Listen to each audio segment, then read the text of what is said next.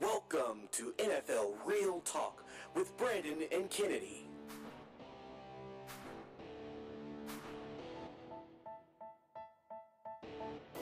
Hey, what's going on, football fans? It's your boy Brandon here, back for week 11 of NFL Real Talk with Brandon and Kennedy. I had some things going on the past few weeks or so. There are a few more things in life that are more important than football, and family is one of them. So you have to tend to those things, and so we're back with week 11 of NFL Real Talk with Brandon and Kennedy. Feels good to be back. I know you've missed us, but we're gonna get right into things. So you've heard by now that during the Atlanta Falcons and the New Orleans Saints game, Mike Smith decided to go for it on his own 29 in overtime, 4th and inches. Now, there's an overwhelming majority of people that do not like that decision. I'm one of them, and here's why. It didn't make any freaking sense whatsoever. I mean, come on.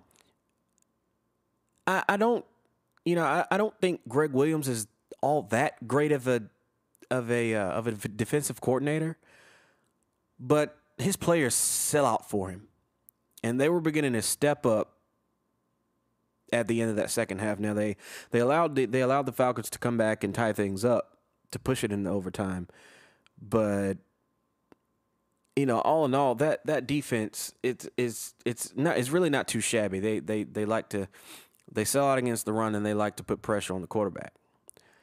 But back to Mike Smith. What are you thinking?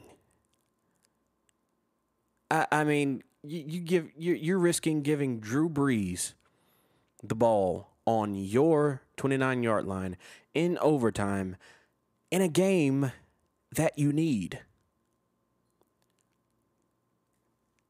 I don't get it. And everybody that I've talked to about it, they have the same question that I do. And it's, what the heck are you doing? What are you doing? Yeah, it's 4th and inches. So what? Punt the ball. Your defense was playing okay. Punt the ball. I don't know. I mean, I'm not really one to encourage risk taking. I'm a bit of a conservative guy. That's just who I am. But in that situation, you just cannot make that call. You can't make that call. You just can't. I don't care who your running back is. I don't care how good your offensive line is.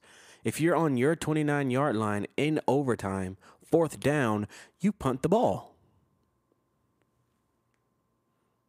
So instead of being 6-3, now you're 5-4.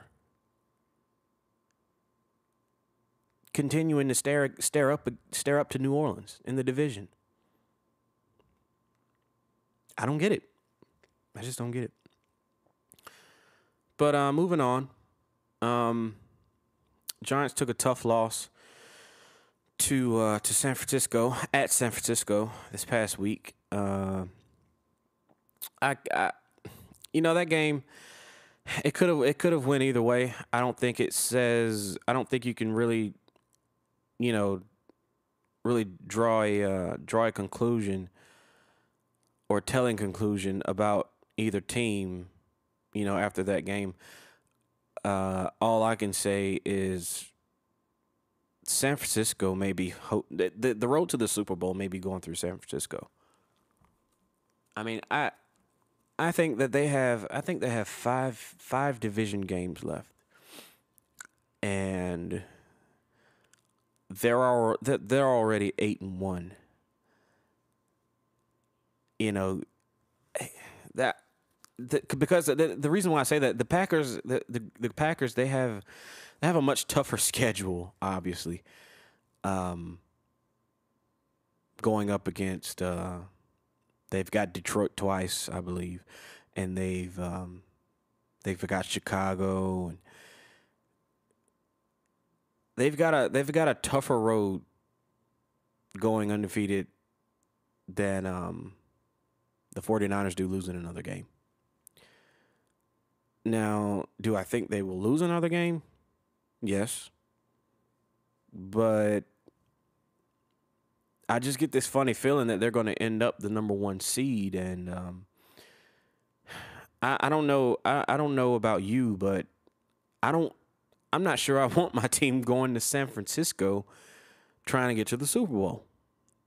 You know, and if you go back and listen to, I believe it may have been week 3 or week 4 or maybe even week 5. It was one of them. But I said that San Francisco could possibly be representing the NFC in the Super Bowl. Hey, I'm sticking to my guns, man. You know, they're not a flashy team. You know, they aren't gonna wow you on offense. They play smash mouth football. And they play smash mouth defense. They will hit you in the mouth every chance they get. They're like they're kind of like, I don't want to say the Baltimore Ravens of the NFC, because the 49ers are more consistent on offense in what they do. I mean, you never know what you're going to get from Baltimore week in and week out. I mean, they just lost to Seattle. So you never know what you're going to get from those guys on offense. I mean, it's just like they forgot that they have one of the most dangerous weapons in the NFL in Ray Rice. And, you know, that it was just bizarre. But anyway, back to San Francisco. You know, they just besides Green Bay, I believe that they're the next best team in the league. I think they're better than anybody in the AFC. Yes, even the Patriots. Because the Patriots still have major question marks on defense. They step up when they want to step up, but that's not going to get you another championship. So I'm not ready to put all my stock into or put all my money into the stock of the 49ers grabbing the number 1 seed. But I'm just saying there's a pretty decent chance of it happening. Just based on schedules, just based on who they have left and who Green Bay has left. Moving on. Let's talk about the Dallas Cowboys for a second. They're another team. You know, they had their bumps and bruises throughout the beginning of the season, but they just put a good old-fashioned beat down on the Buffalo Bills, who was another team that I really wasn't sold on in the beginning of the season, despite their success. But they just thrashed Buffalo 44-7. And here are their next 3 opponents. Now, mind you, they're at 5-4. Here are their next 3 opponents: the Washington Redskins, the Miami Dolphins, and the Arizona Cardinals. Can somebody say 8-4? I mean, you know, everybody knows that Dallas lately, you know, past few years, they're a November team. They catch fire in November anyway against anybody. They're just that type of team. They hit their stride in November, right around Thanksgiving. They do it every year. So they got Washington Sunday, and then they have Miami on Thanksgiving, and then they've got the Cardinals the following Sunday. And let's turn a page here and look at the Giants' next 3 opponents. They got Philly, which is a divisional game, dangerous divisional game. Never take NFC East matchup lightly. Following Sunday, they've got New Orleans, at New Orleans, in the Superdome. Noise Factory. And then they got Green Bay. Now they're sitting at 6-3. Now, the Giants are the type of team where they could go win all 3 games, and they could be dominant in all 3 games. They're another team where you aren't quite sure which team you're going to get each Sunday. You know, Eli Manning, he's been spectacular thus far. But, you know, I kind of feel like he's about due for a screw up type game, and I don't think they can afford that. One, because they can't really run the ball, you know, given that Ahmad Bradshaw's out. But and even after the Green Bay game, they've got to go to Dallas and play at Dallas. It's looking kind of iffy, folks. I'm not gonna put all my eggs in one basket. I'm not trying to sell anything here. But what I will tell you, is that as of right now, Week 11, I believe the Dallas Cowboys are going to win the NFC East. Now, I'm not saying that they're a lot better team than the Giants, because they're not. What I'm saying is, just based on strength of schedule alone, you've got a Dallas team that is beginning to hit their November stride and could possibly go 3-0 over these next 3 games and be 8-4 heading into a matchup with the Giants. Meanwhile, you know, the Giants, they've got Philly coming up. They've got to go to New Orleans, and then they've got to play Green Bay at home.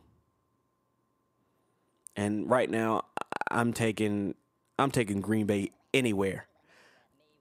I don't care where they play. I forgot to mute out the Mayweather sound effects, so that just went off in my ear. But that just freaked me out. But okay.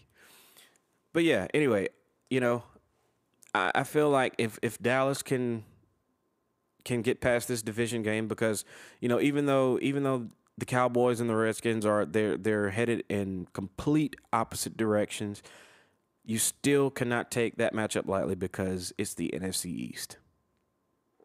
And it's a rivalry game. So you really can't take that matchup lightly. But what we're going to do, normally around this time, we normally have Kennedy, you know, come on with the Mayweather segment. But since what we're going to do is, I'm going to post another Real Talk segment with just, you know, Mayweather segments. It'll probably be 2 Mayweather segments from Week 7 and Week 8, just to get your just for you to get your Mayweather fix. So for this one, I want to take this one straight through, and we're going to move on. I'm doing this on a Thursday night right now, and I'm sitting here watching the Broncos, the Jets at the Broncos. And quite honestly, Tim Tebow has looked like the better quarterback of the two, between he and Mark Sanchez. Yeah, he's missed some here and there, but he's 5 of 7 for 50 yards. Now, I'm kind of shocked that I've sat this long and watched this, because just seeing the option running the NFL, just it does something to me. It's some to me, the option is something I feel like belongs in college and should stay in college. If you're in the NFL and you can't learn an NFL offense and you're not capable of running an NFL offense, you should not be in the NFL. No slight against Tebow. He's a great guy. But he's just not a very good quarterback. You know, that's just the way I feel. I mean, if you can't run an NFL offense, I mean, what are you doing at quarterback, really? I mean, it's just a very legitimate question I have. Now, let's talk a little bit about the Broncos, and obviously I'm not picking this game because it's going on now, but let's talk a little bit about the Broncos. They're 4-5, tied with San Diego for second in the AFC West, chasing the Oakland Raiders. Now, if you recall, earlier on in the season, I had the Oakland Raiders winning that division, and I didn't believe much in the San Diego Chargers. People called me crazy, but the Oakland is just they're the most complete team in that division. They're the most consistent team in that division. Now, and the Chiefs, no one should be worried about the Chiefs. They're too inconsistent. They can't run the ball. And I wouldn't be worried about the Chiefs. But back to the Broncos. You're at 4-5. You're locked up right now at halftime. 3-3 against the Jets. If you go to 5-4, or not, I'm sorry, not 5-4, 5-5. If you get to 5-5, would that not be one heck of an accomplishment, regardless of what the end of the season holds? Regardless if you make or miss the playoffs, which you're probably going to miss, but regardless of any of that, by virtue of the fact that you were able to be competitive and win games with Tim Tebow, that says something. That says something about, one, John Fox, who I think is a heck of a coach, and that says something about the rest of that Broncos team. I mean, they've come out week after week, and fought their butts off, no matter who's been at quarterback. And I just think that, that's a reflection upon the coach and, how closely knit they are as a team. Now, seeing something else right now, I've got kind of like a live broadcast going on here of the game, but I'm observing something else, and that is Brian Dawkins still playing safety in the NFL? I mean, I just saw him. He took a bite out of Plaxico Burress over the middle. I was like, wait, that's number 20. That's Brian Dawkins. I had no idea, because you really don't hear much about him anymore. But I had no idea that he was still, actually playing. And from the looks of things, he's still playing at a pretty high level. But, I find that pretty odd. Now, over to the Jets side of things, Brian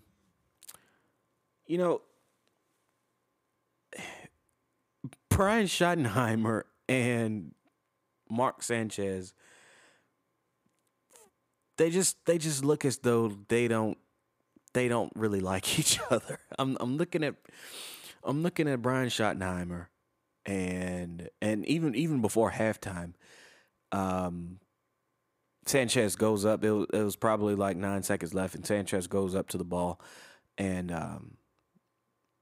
acts like he's going to spike it, but instead he passes out to Dustin Keller, and Champ Bailey comes up and sticks him, and seconds go by, and Nick Folk ends up having to try like a 61, 62-yard field goal. After that play, or before the field goal, seeing Sanchez walk to the sideline and seeing Brian Schottenheimer greet him with this dirty look, and he's yapping away. That just doesn't seem like a good marriage. And, I'm not all that firm a believer in Schottenheimer, to be honest with you. But that's neither here or there. But the Jets look like they're having, legitimate problems with the Broncos. Now they are moving the ball down the field now. They've got the ball at the Broncos 13-yard line. But I don't seeing them in this game. I'm not ready to call them a legitimate threat, and a legitimate contender in the AFC. Even last week against the Patriots, well, that was ugly. I mean, it was just they didn't really show up. Tom Brady picked them apart. But here tonight, they're having issues with this Broncos team that I don't believe they should be having. But anyways, that's enough of my live broadcast for that game. I want to hit on another thing, and I've touched on it before in an earlier segment, in an earlier show, but it's just not fair to the rest of the NFL how good Aaron Rodgers and the Green Bay Packers are. It's just, it's not fair. It's like you've got like 3 or 4 groups of teams in the NFL. You've got your elite group, in which I'm only putting one team in the elite group right now, and that's the Green Bay Packers. You've got the elite group. You've got the really good group where your Pittsburghs and your New Englands and your New Orleans Saints, where those types of teams reside. You have your average teams like your Dallas Cowboys, your New York Giants, your Atlanta Falcons, Chicago Bears, Detroit Lions, teams of that nature. And then you have your really bad teams. But,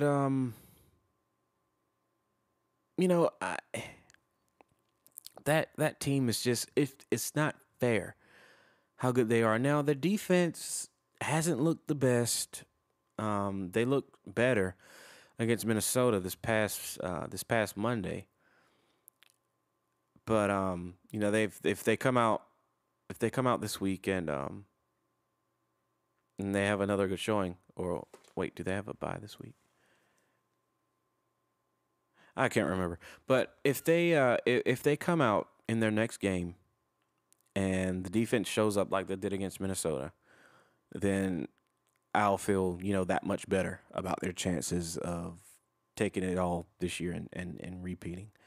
But it seems like every team they play, it's just like, and if you have kids listening to this show, cover their ears up right now.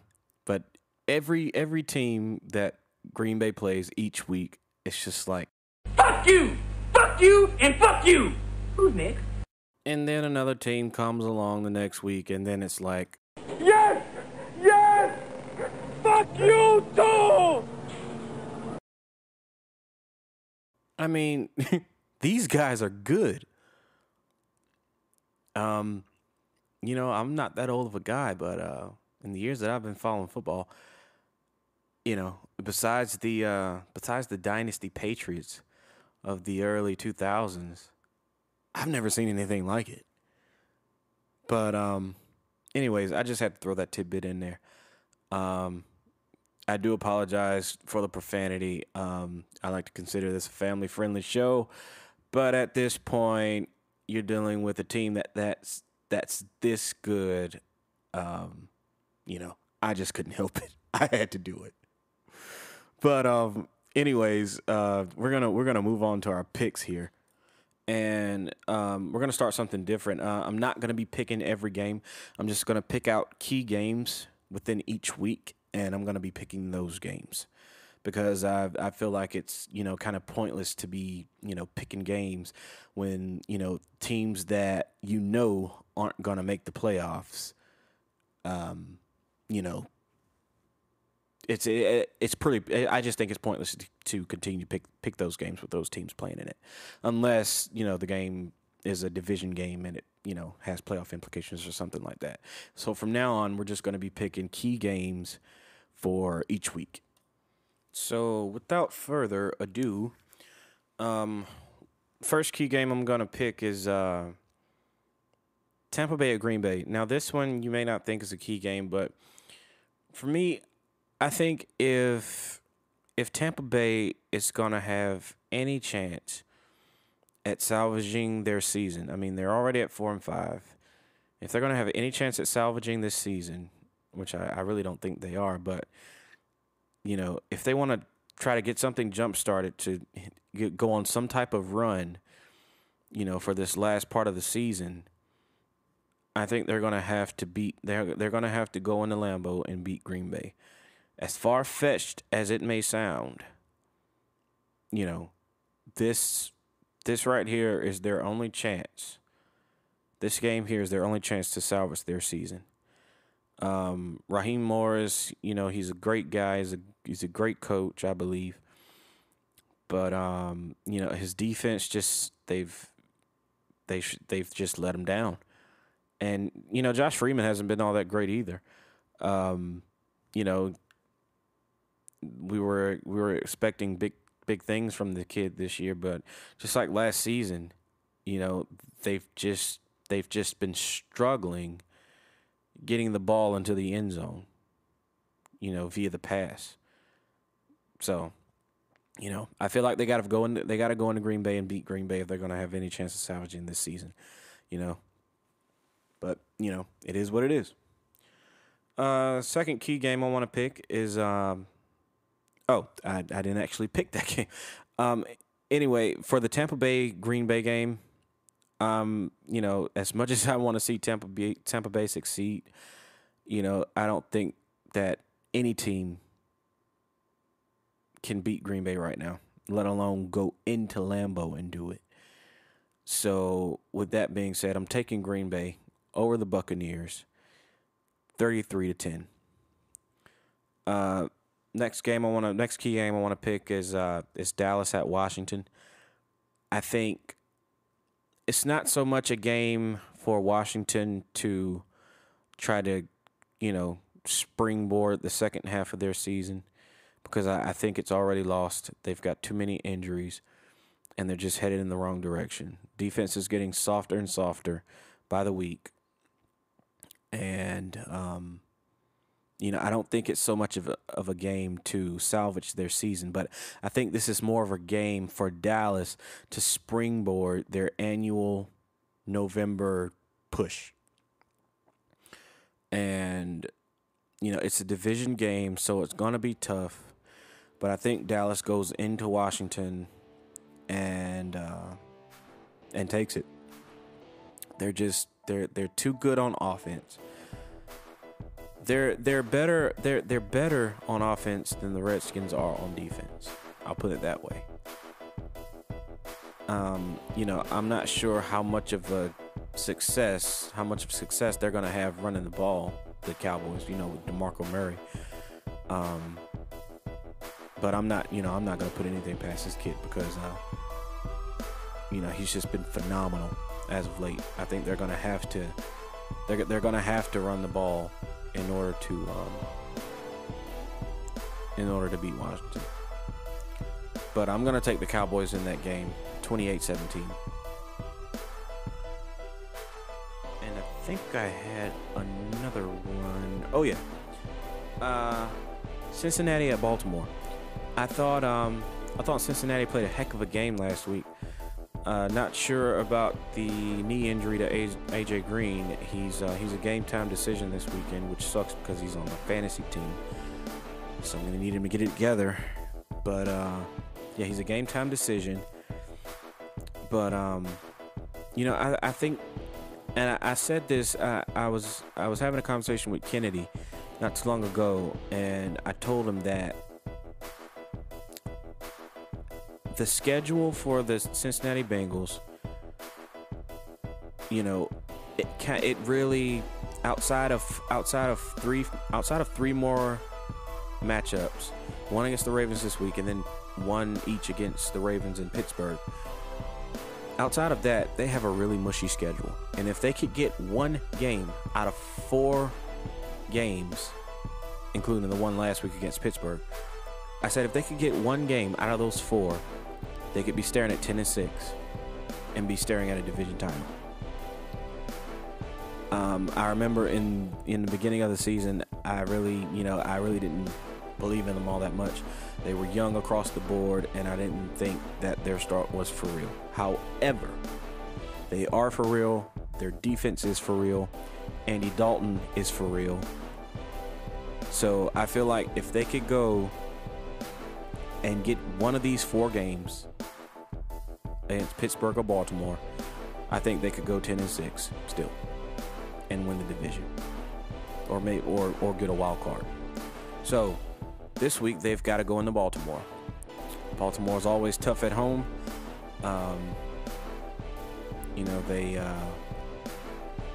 They always put forth their best effort at home. Not so much against Arizona a couple weeks ago, but that's neither here nor there. But anyway, I'm actually gonna take Cincinnati in this game. I think Cincinnati right now, as currently constructed, are a more complete team than the Baltimore Ravens. And this is why I say that. They're efficient in the pass. They know what their bread and butter is, which is running the ball with Cedric Benson.